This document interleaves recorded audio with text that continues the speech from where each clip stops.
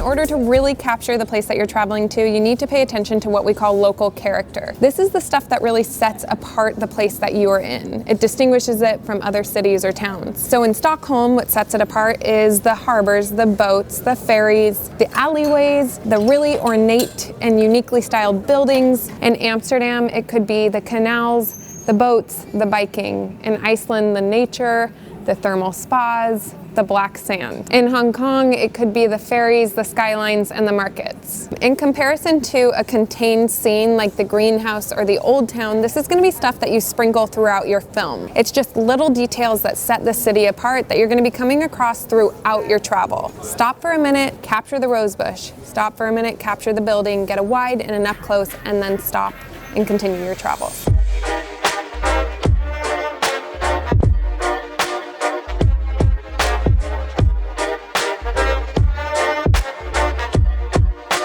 Like always, these same principles apply to photo, except you're going to be a bit more choosy. The hanging plant might make really great local character for a video, but it's not necessarily something you want to stare at in your coffee table book.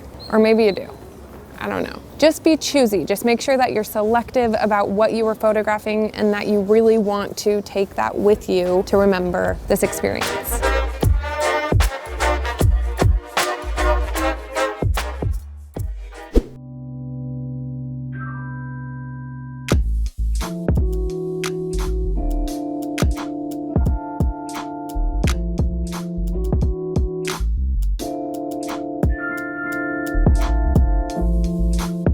Okay, I'm finished with getting the local character here, and I'm gonna put my phone away, put my camera away, and just experience it. Do the same.